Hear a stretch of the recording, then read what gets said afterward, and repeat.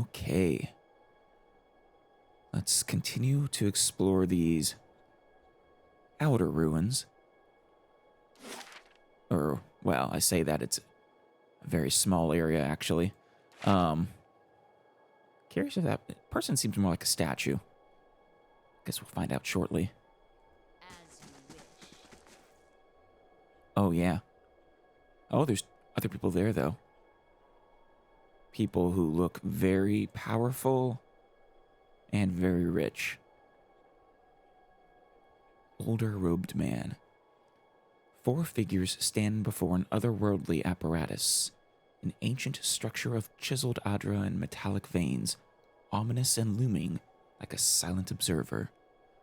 Standing motionless in their midst is what appears to be a human body, colorless as stone or ash. The other figures gaze upon it in what might be contemplation. From your vantage point, you are well obscured from their view.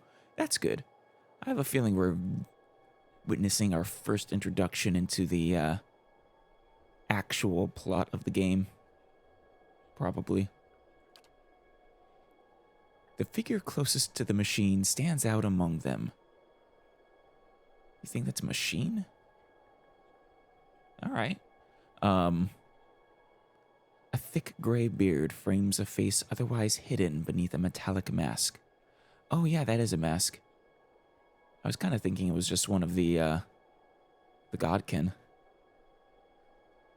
His faded robes are embroidered with a runic language unlike anything you have ever seen, and he wears a strange black headdress with two protrusions that jut out like the wings of some malevolent creature. Oathbinder, bear witness, and see this man has kept his word true to his last breath, full to his blood's last drop. Guide his soul, queen that was, and regard it among your favor. I think I know who that's talking Let about. his life by the key be his confession. Let his death by the key be his absolution. May he walk the world ever free of the crushing weight of the book. Okay, they're dropping a lot of important keywords here. And not just the key. The queen that was, I forget her name, but there was one of the goddesses that was effectively the ruler of the god amongst gods. But it was since deposed. I imagine that's who that's talking about. And I have to wonder what this person did. So she has some favored.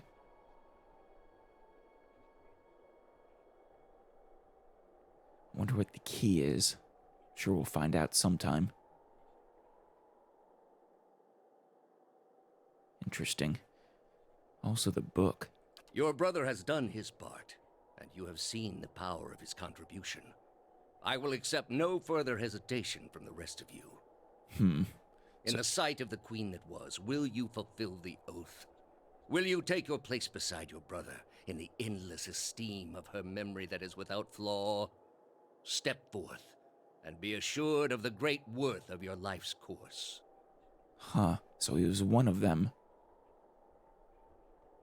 And his sacrifice is obviously serving some further end. What that could be, who knows? I guess he knows. And they probably know. And what kind of oath they took as well. Now, it seems like these two are probably about to die if they're fulfilling their oath. Has the same effect as it did for this petrified person. Oh, there's 3 of them.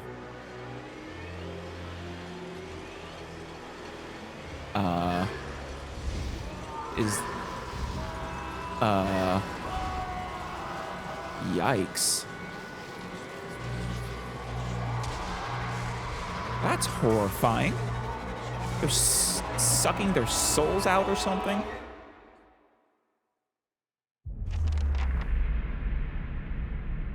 Maybe that's the Pillar of Eternity. For an instant, the apparatus, also probably the actual machine he was talking about, not the person. For an instant, the apparatus goes quiet and the air is still. Then, all at once, it erupts with a concussive surge. Light floods your vision, and you are knocked to the ground. Your head snaps back as you land. Ow! Oh! Concussion. Brain injury. And pain wells into the back of your skull, washing your last thoughts away into the black, unconscious void. You open your eyes to a different place. Another time. You stand in a circular room, grand and domed. Its walls aligned with Adra and trimmed with copper. The style is ancient, but the chamber is unweathered. Is this the ruin at its peak? As in, not a ruin. At the far end of a great pillar of Adra pierces the floor from below. Its shimmering texture gives the illusion of boundless depth. Encircling the pillar is an apparatus much like the one you have just seen, but immense and multifaceted and intertwined. It's probably just a vision. I am doubtful that we actually got transported to the past. Though that would be very interesting.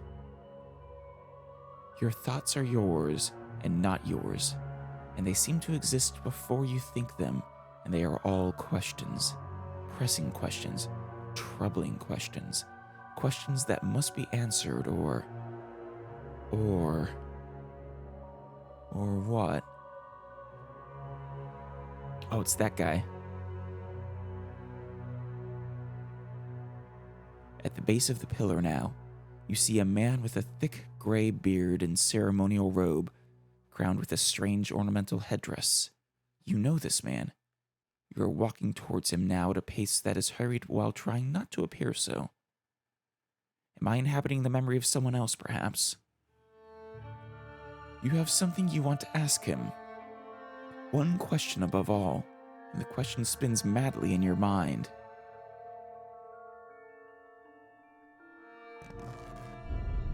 Huh. And so those other three as well.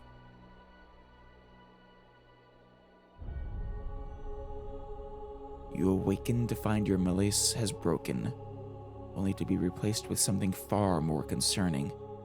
Faint whispers are audible at the edge of your hearing, like a ringing in your ears that does not subside.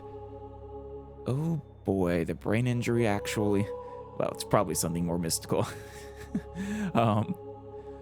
Movement flits through your periphery, but when you turn to look, you can see no sign of whatever it was. You find your gaze regularly darting this way and that, an involuntary paranoid tick. If this is a sickness, it may be dangerous to go without treatment for long. Indeed. Seems the guy is gone. I have to imagine we were seeing something from the past. Which, if that's the case though, that dude, the one with the headdress, is much older than he appears. Are these two dead?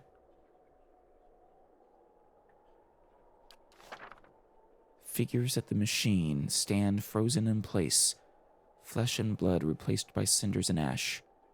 The man who led them is nowhere to be seen. One of your characters has become fatigued. Fatigue represents the physical and psychological wear and tear of demanding activity on the character. It is most commonly received as an injury when a character is knocked out. But some scripted interactions will also result in fatigue if they are especially grueling. Yeah, fair enough. Fatigue goes through multiple stages, initially inflicting minor penalties, but growing in severity over time. Resting is the easiest way to remove the effects of fatigue, though some consumables can also remove fatigue. The figures at the machine stand frozen in place. Oh, I think I already read that.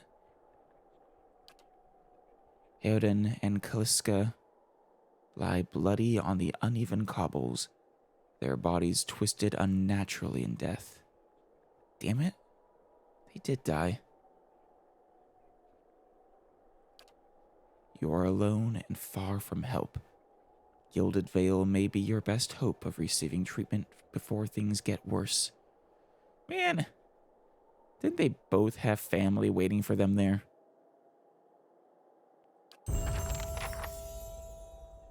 Well, shit.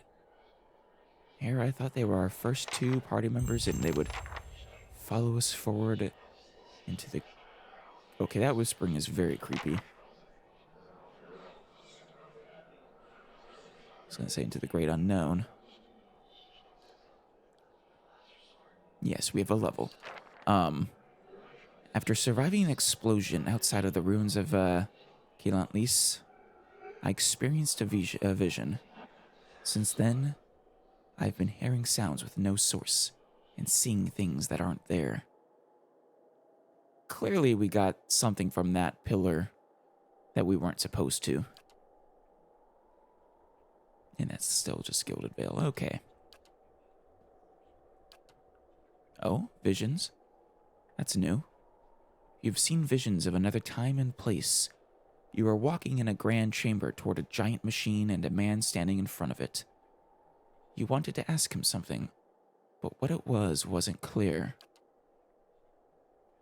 Oh, hey, we have an addition to the biography. That's cool.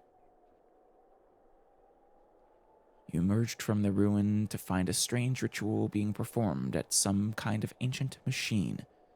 There was a man who commanded others, and there was something oddly familiar about him. Yeah, apparently so.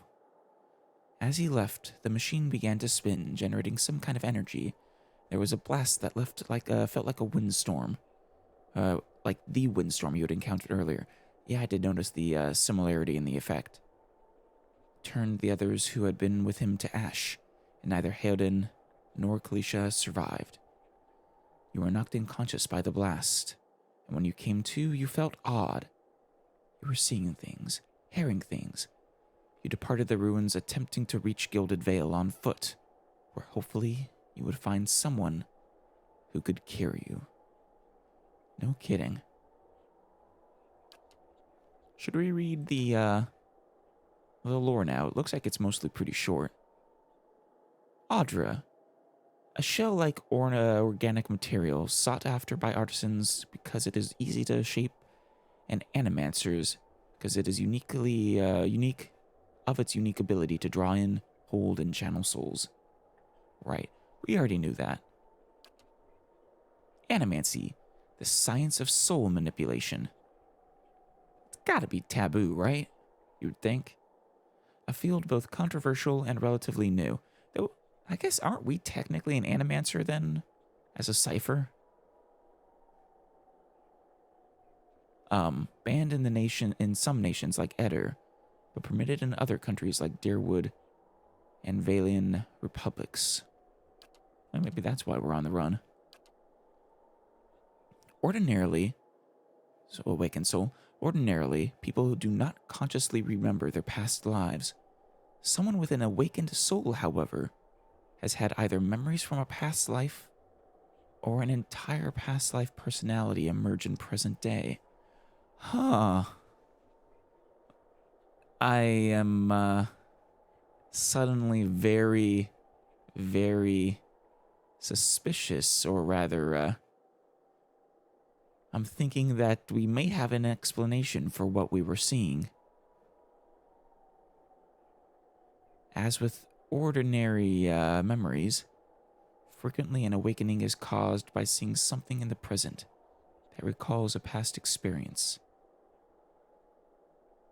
We saw something that we'd seen before, though I think that dude, the man, he looked to be the same. Which makes me think he's very long-lived.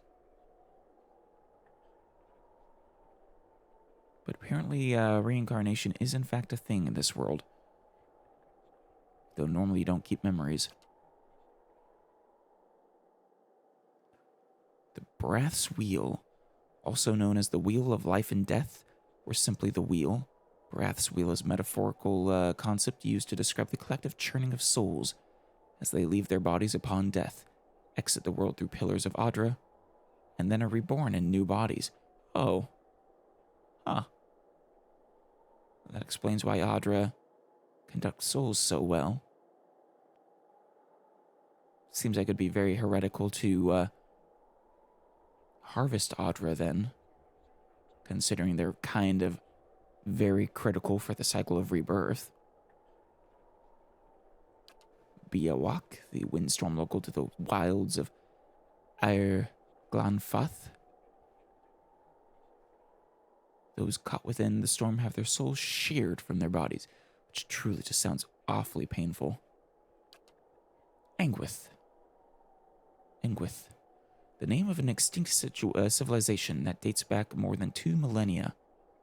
Their population center is believed to have been where present-day Glanfath and Derford lie today, and presumably who these ruins belong to. Essence. Souls are made up of essence. As a resource, this soul matter is prized by animancers, whose experiments often require its use. Yeah. I have to wonder if they're kind of preventing souls from reincarnating. And if I have to wonder also if there's any source of new souls into the world, or if there's a fixed amount. In which case, yeah, animancy would be incredibly dangerous. Hollowborn, an infant born without a soul. Maybe there is a fixed number of souls. That sounds terrible. I wonder if it's like a stillborn, or if they're still able to, it's still living in a sense. Lost. Upon death, or perhaps just the lost, souls find their way into pillars of Adra, at which point they can rejoin the Aran cycle of rebirth. In some cases, souls fail to reach these pillars, and otherwise refuse to enter them. Such souls are called lost souls or the lost. I'm all of a sudden just very worried about the soul economy of this world. Purges. In the wake of the Saints' War, their wooden mobs, particularly in rural areas, sought to kill all followers of Aethys. Beginning in the town of Cold Morn, which was said to have permitted Waidwin's forces to pass through without resistance, Aethasians were hunted down, tortured, and murdered in the streets. I think it was the one that Waidwin was claiming to be a saint of or a follower of. Let's double check. Yeah. Okay. Makes sense why they wouldn't take too kindly to Aethys. Though, honestly, with what they're a god of, I would think this would be one of the most worshipped gods.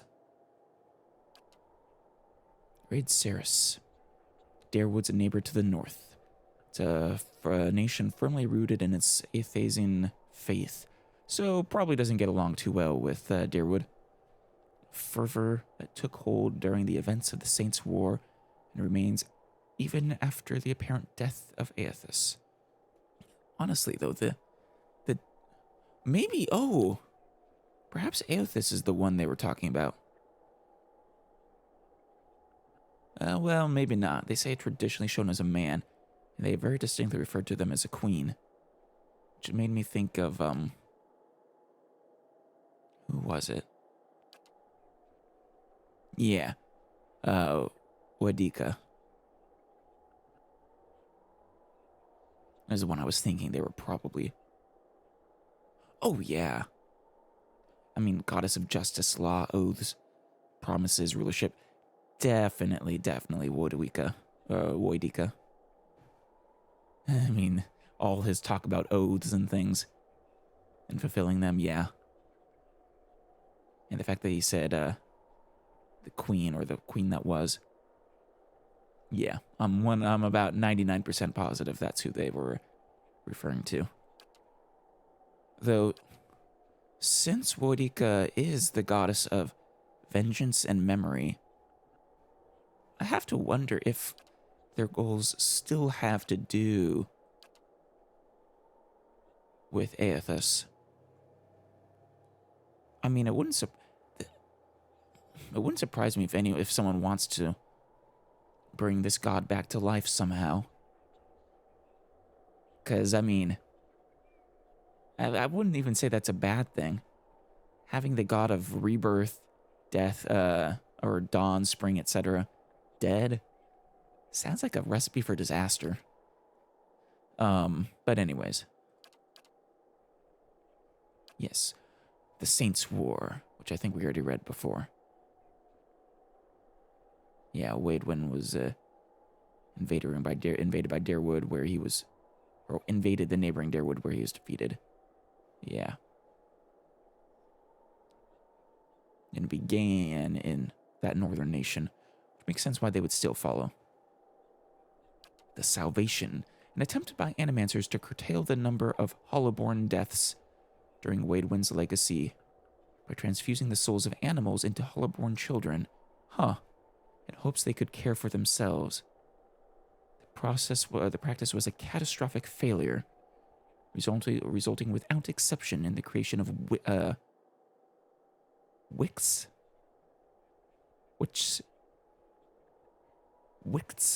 would be the easiest way to say that, I think, and is often called the Cruel Salvation. So I think that does answer the question about Hollowborn. Seems they are more like stillborn. Just shells. Perhaps living shells, but shells nonetheless. And it would make sense that they would want to try to solve that problem. Almost feels like this world is dying if new souls can't be created and some are actively lost. Oh, perfect. The next one. Waidwen's Legacy, a widespread blight of unknown origin in which babies in the Darewood began to be born without souls, so named because its origins roughly coincided with the death of Saint Waidwen in the Saints' War, and presumably also then likely more caused by the death of the god than Saint Waidwen himself. Watcher, one of a rare few who are either born with or acquire the means to see souls, and sometimes even read them or commune with them. Many varied accounts exist of how Watchers come upon their talents, and it is far more common to encounter someone falsely claiming to be a Watcher than to find a real one. A very useful ability, I would imagine, in a situation where a lack of souls is a problem. Kind of wonder if that has anything to do with what we're hearing. But that says to see rather than hear souls. I guess we'll find out.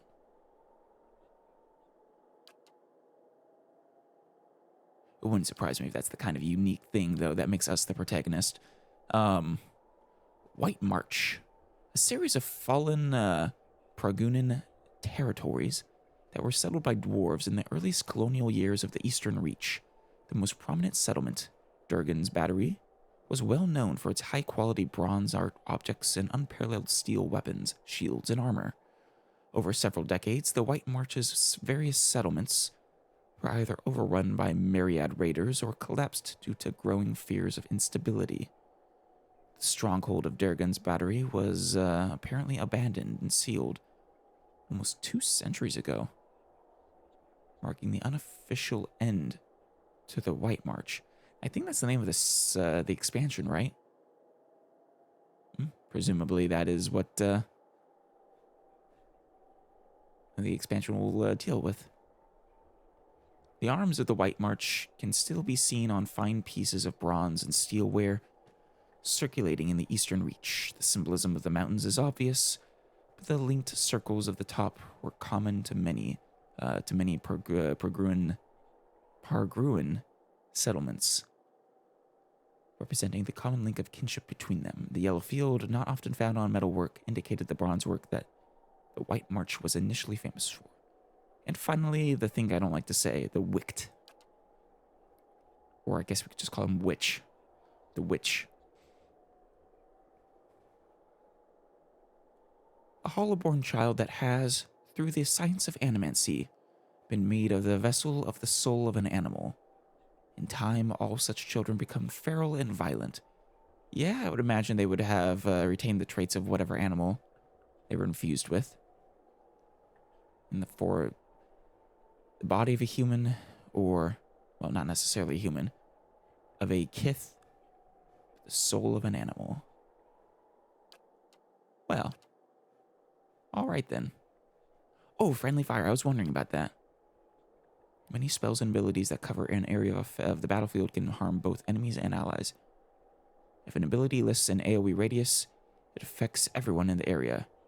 AoEs differentiated by friendly or foe descriptors affect that group only. Oh, okay.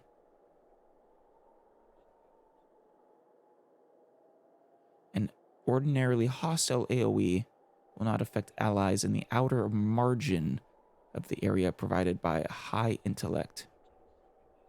Okay.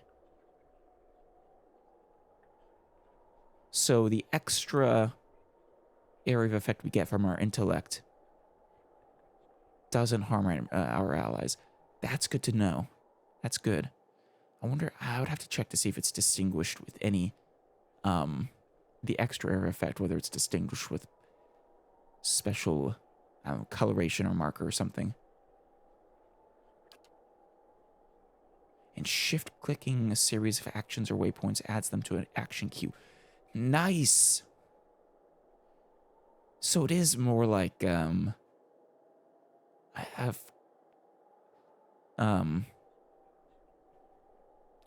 very distinctly remember, I know that's a thing in Knights of the Old Republic. I think it was a thing it's been a long time since I played it, even though I played it like at least 10 times, but I think that was a thing in Dragon Age as well. Very useful thing for planning battles. All right, though, let's level up. Well, Alrighty, so we get to increase our skills. Nice. How many? We have 6 points. I wonder if that's determined by anything. And we can carry unused points over to another level if for some reason we want to. And presumably as we spend points, it'll take more to grow. Yeah. The question is the points to advance, is it every level this resets or not? I mean, extra stealth is nice. And apparently as a cipher, we automatically get some. And as a drifter, we automatically get some. So it might make sense to actually take advantage of that and invest in it a little bit. But let's see. Right, the second wind ability to recover lost endurance would be very nice. I don't think we can currently use it. So having at least 1 point, take advantage of it at least once per encounter would be nice. And grants 25 endurance from the second wind ability. Yeah, I mean that's practically our full endurance bar. Lore. Yeah, always nice to have lore. And I feel like as a cipher and as a pale elf in the northern territories. Where are we in the southern?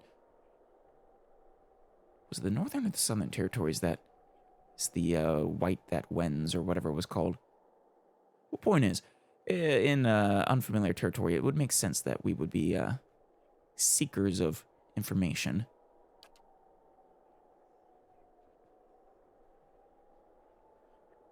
Mechanics is always nice. Well, we also...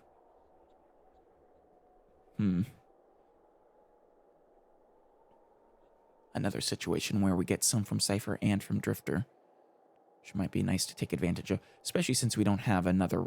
Our rogue just died. And right, survival... It would be foolish not to have at least 1 point of survival to take advantage of damage reduction, right?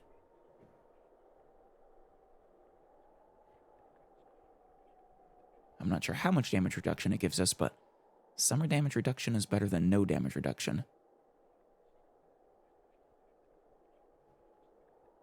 Something that's curious. I think... Yeah, you choose from the long-term bonuses. If it was... I suppose it would be a little overpowered if you could get all of them as you increase survival rank. It would basically be a no-brainer to choose. But yeah, having at least the first bonus is a no-brainer to me. The damage reduction. For a single skill point, yeah. And...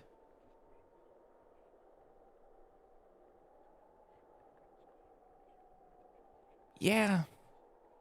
Since I don't yet have a rogue and I don't know when I'll get one, I think it does make sense to put points into both of those for now. Alright, and we get a new, only one ability, which is unfortunate, but okay.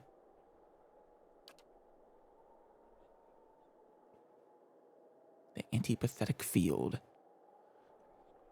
Oh, and we can always rebuild our character too, so presumably later on if we don't need the stealth or the mechanics for our character or something, well, we can fix that, presumably. So that's nice. That lasts for 6 seconds. Does damage over time for anyone caught in,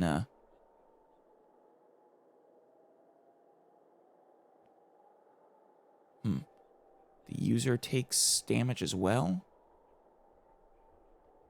No. Just gives us plus 20% beam damage for 15.6 seconds. Fair enough. It does look like this is, yeah, accounting for our intellect. That's nice. That's a thank you, game, for both telling me what the base is as well as just giving me what the current value is. That is a nice little bit of quality of life that not every game would give you. Soul Shock, that's right. For 10 focus, I don't think it's... Well... It's a decent radius. And it only hurts...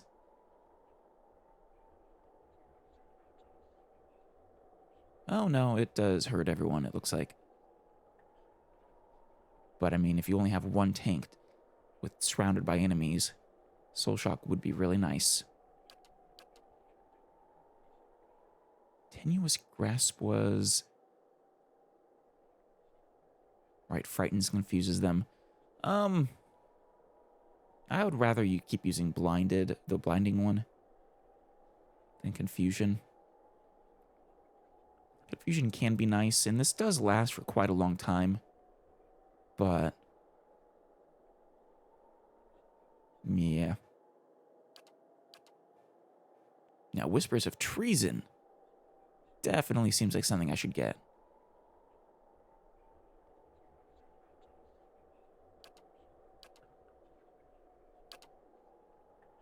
Oh, class unlock talents. So I think perhaps...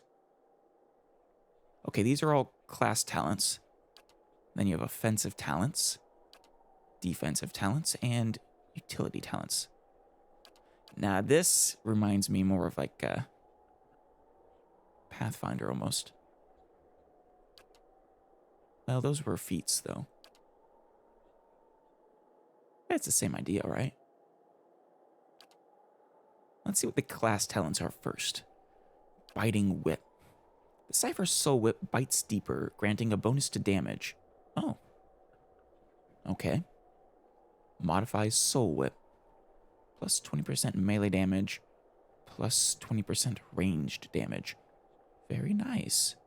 Can I see what the default for the base Soul Whip was again? It was plus 20% something. I don't know if it was both melee and ranged, though. Alright, though. So basically just a stronger Soul Whip. Which presumably means it'll get you more focus. Invokes Psychic Backlash. Invokes a retaliatory strike, stunning an enemy whenever they target the Cypher's will defense. Oh.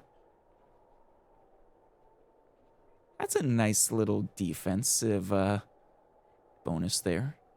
I mean, and our will is pretty high, I think. So, I mean, we're unlikely to suffer. We're unlikely to fail our will save. But, also penalizes the enemy for targeting us in the first place. And assumedly, it will,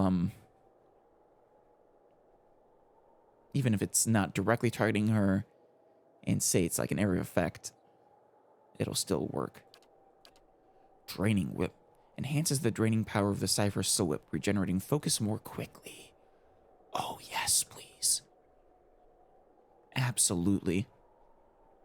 I want this one.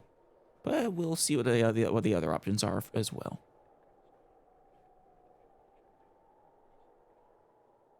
I think this is the current effects of Soul Whip. Maybe. No. Maybe it is. Oh yeah, Soul Whip passive. Focus below maximum effects. Okay, it is. It does tell me what its current effects are. I wonder if you can stack these. I do like that, though. Plus 33% focus gain. Actually, I guess that means Biting Whip, depending on how it chooses how much focus you get. I guess it could be damage-based, perhaps. A percent of your damage. I'm surprised it doesn't just straight up tell you. In which case, Biting Whip would also help. That would make sense. That would be a way of increasing the focus you get as you level. An effective way of doing that. All right, greater focus. The maximum, the Cypher has an increased maximum focus. What is our current maximum, I wonder? I don't think I saw. I'd rather have increased gain, though. Acolyte's Radiance. Nuanced faith in the gods has allowed this character to unleash a wave of spiritual energy similar to a priest's holy radiance. Once per encounter, Acolyte's Radiance. For effect, friendly target, 6.8 meter radius from caster. That's a pretty good radius. Is that, say, 9 times endurance? Just plus 9 endurance. With an asterisk. Yeah. And then foe AoE, but only vessels. I wonder if that means people without souls or with false souls. And it can frighten them. It's not terrible, but I'd much rather improve my Soul Whip. And then allows the character to imitate the brutal, opportunistic strikes of the rogue's sneak attack. Right. It could be nice, but, I mean, you have to properly positioned for that, and Biting Whip is a much better choice for us. It basically has a stronger effect without the positioning requirements or anything. Aspirant's Mark. Characters attune themselves to the natural world like a druid. These are basically just giving you traits of different classes, aren't they?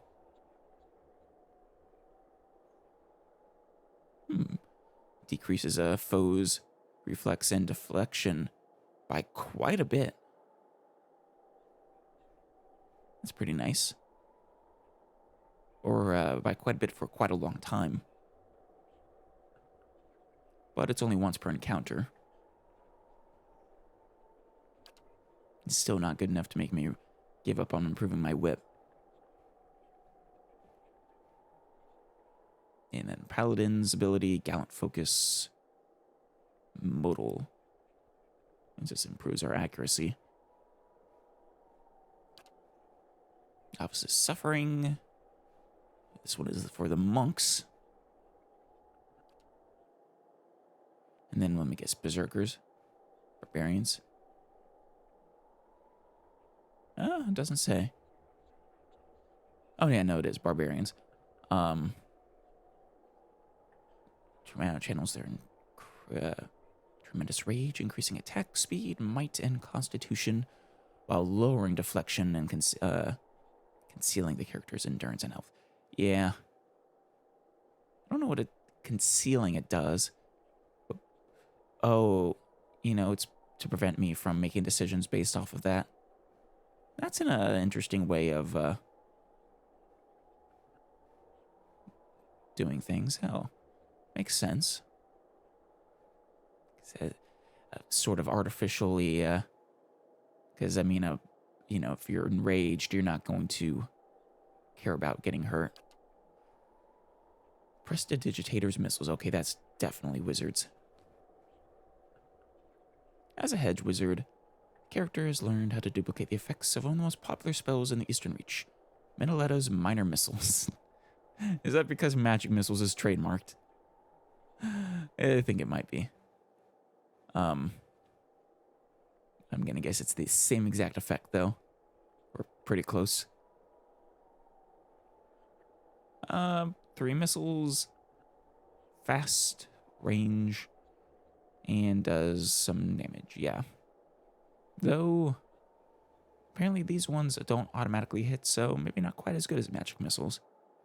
It's like the primary benefit of those. Rhymer's Summon. Chanter, okay. Oh, the Chanter can summon skellies. Neat.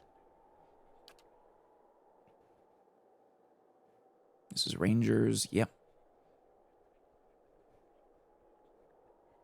And then Veterans for fighters.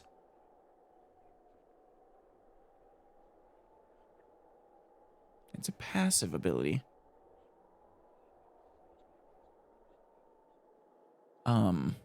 It only lasts for 58 seconds, though. Still, that one might be good to have at some point. But no. We're definitely going to go for one of our whip abilities. I do want to see, though, still what all these others are.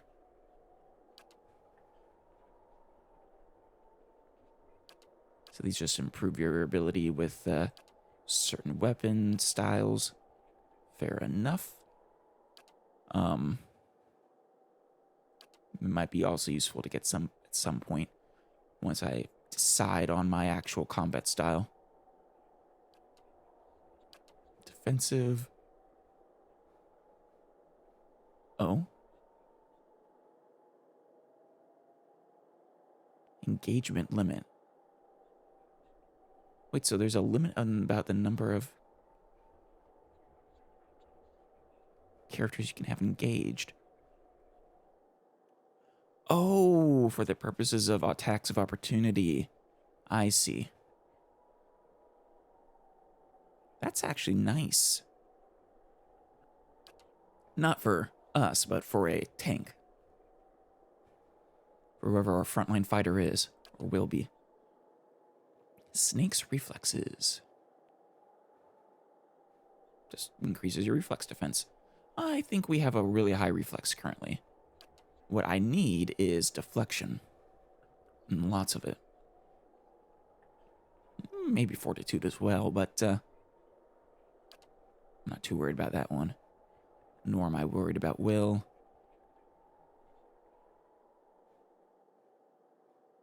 Nice. Increases your deflection bonus from shields. And gets an equal reflex bonus. Once again, another one that's kind of probably critical to our tank.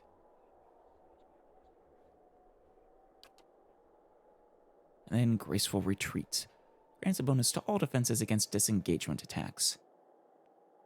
That one would be really nice for us if we have a more melee style, since we might find ourselves having to, disengage to reposition for different spells. Then Utility. Fast Runner. Nice. Pretty straightforward. Also gives you bonus to defense against engaging. Sign of Flame. Increases burn damage and damage reduction. Same thing for Shock. And for Corrode. And for Freeze. Quick Switch. Reduces the recovery time when switching weapons or spells or in grimoires. Oh.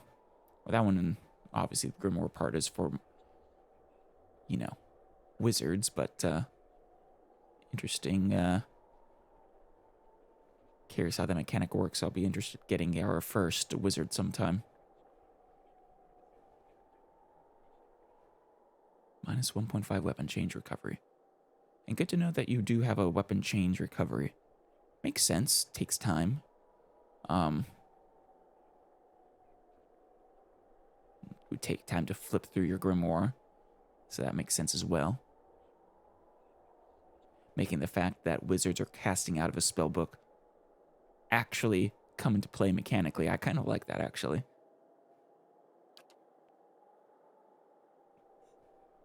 Wound Binding. Allows the healing of modest amounts of health on the user. Once per rest. Oh, well, not bad. And then Field Triage. Heal a small amount of health of an ally. Okay.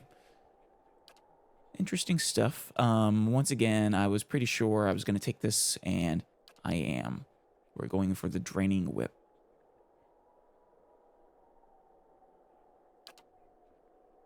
All right, we're done.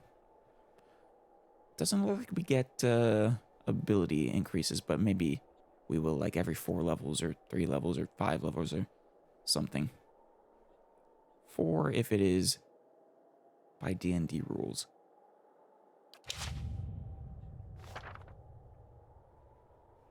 After leveling a character, you may want to review their statistics. Open up the character. Okay, fine. If you insist.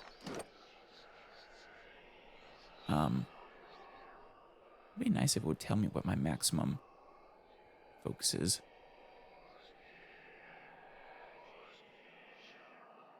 High concentration.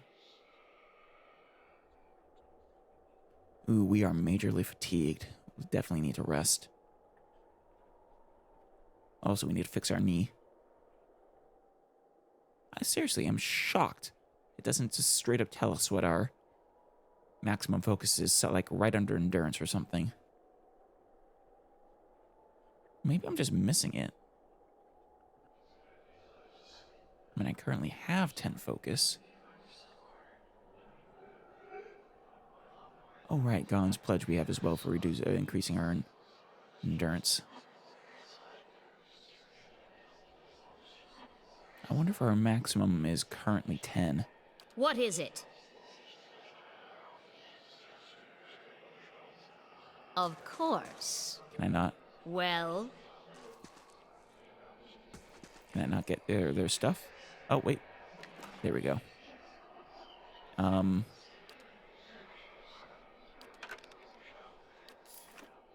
There we go. Aw, they're naked. I guess that makes sense.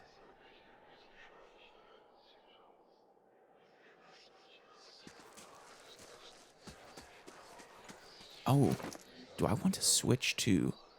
You should be right there. Wait, I can... Oh my god. Where is it? What is this I have? What is this slot? A pet. Yes. Oh my god, yes. So much yes. I can't wait to see what that does, if anything. Hope it does something.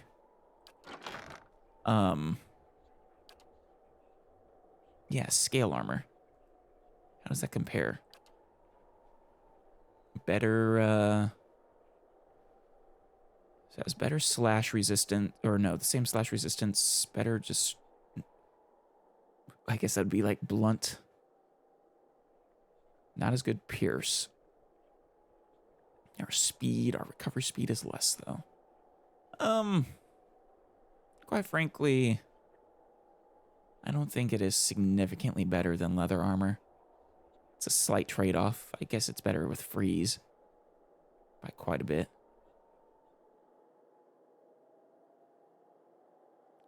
Better against corrode, other things. Well,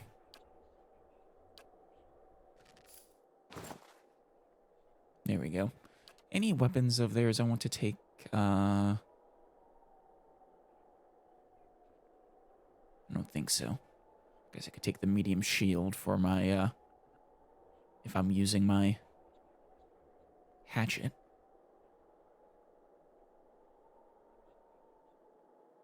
Also, maybe the spear. Or rapier. Fast. And it's accurate. What does the accurate trait do? Oh, it just gives me +5 accuracy. Fair enough. And not as much deflection, but the small shield doesn't give you, doesn't take away accuracy, which is very important for us. All right. Let's, switch that. And then, like I said, as much as deflection is nice. Boom. Actually, do I need to... No, okay, good.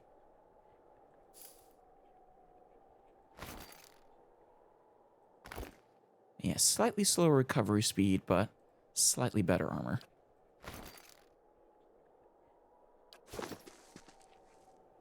Oh my god!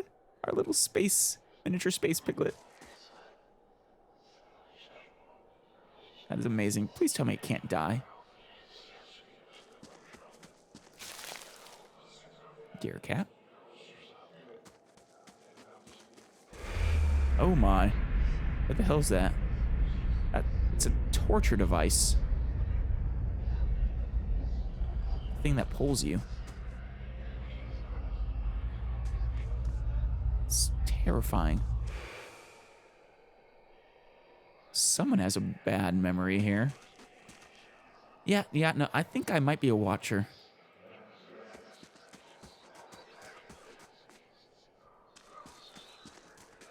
Just maybe. Should I don't think we're gonna run into that guy, but... Keeping an eye out. Just in case.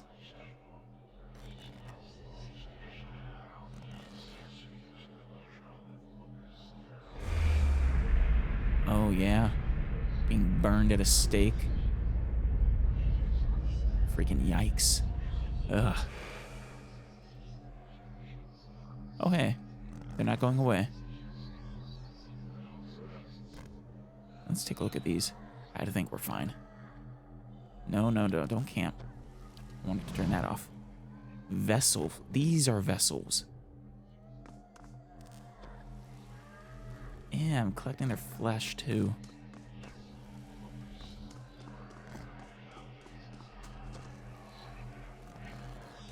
Freaking yikes.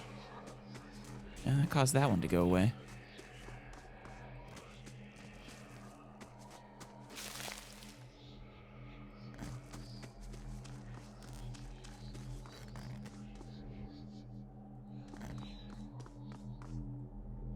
This massive structure is formed of stone, adder, and copper, covered in strange glyphs. The air around it vibrates with an unusual energy. No kidding.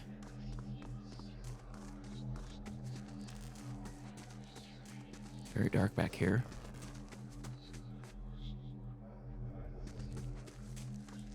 Oh, almost missed you.